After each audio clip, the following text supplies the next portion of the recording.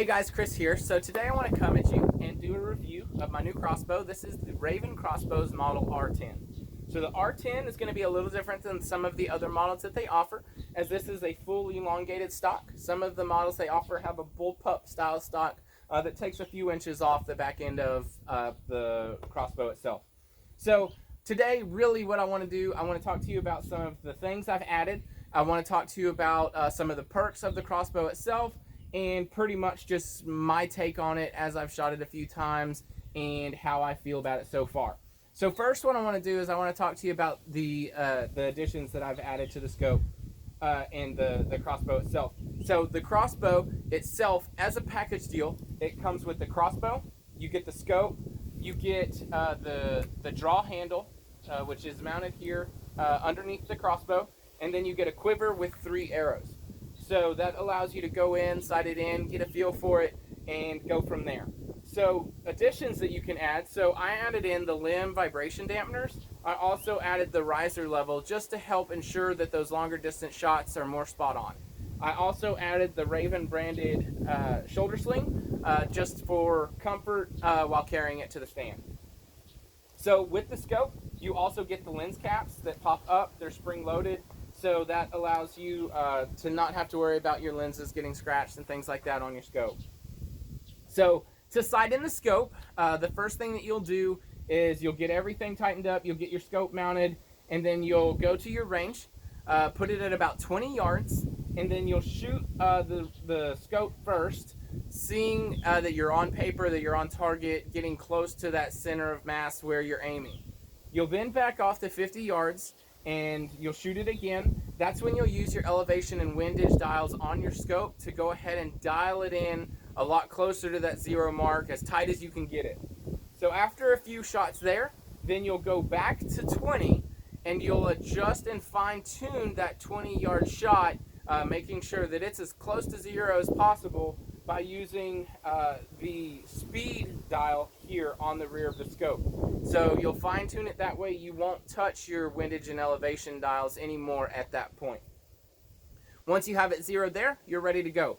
Inside the reticle lists 20 through 100 yards, so you can shoot it to your comfort at whatever distances you would prefer. So with that being said, the way that you will go ahead and cock the crossbow, so you take your draw handle. In the draw handle, there's a small magnet, and so you'll attach that to the cocking mechanism built into the stock right here. So once you have it attached, then it will grab on. So there's a small thumb release button right here. So you'll add a little bit of pressure, press that button to where it pushes in, and then you will allow the draw handle to spin forward.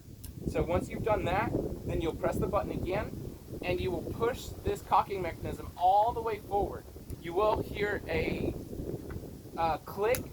When it clicks to the string, that means that you are attached and it is safe to go ahead and draw that string back.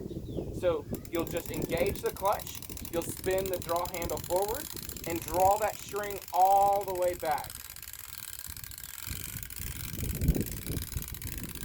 So once you hit the back end of the crossbow itself, you'll hear the clutch stop engaging as you spin. That means that you are at full draw, and you can take your draw handle back off of the mechanism. So one of the cool things about the cocking mechanism being built into the stock is your fire, your safe, and everything's all built into this one mechanism. So you have ambidextrous safety, so you are quiet to fire, but you are click to safe. So if you ever go to fire and you need to return it to safe and you want to do it without looking at it, you can hear an audible click when it goes back to safe. Other than that, the other benefits that you have, the quiver and everything is built in on a mount underneath the crossbow. So you have everything here close and functional. So what we'll do now is we'll go ahead and load the crossbow. So when you look at loading the crossbow, so you're going to use Ravin approved bolts. The Ravin branded bolts are what they recommend, and it allows you to maintain that factory warranty in case anything does happen or you have any damage to the crossbow itself. So you always go white fletching down. There is a riser here up front in between the limbs. You'll go underneath that riser and into the pocket. You will hear an audible click. You have to put a little bit of force into the front of the arrow, but you'll hear an audible click, and that means that the arrow is loaded and ready for fire. So we are on safe, so we're good there, and we're ready to fire whenever we prefer to fire. So that being said, the Ravin R10, just a few specs on it. So it shoots about 400 feet per second.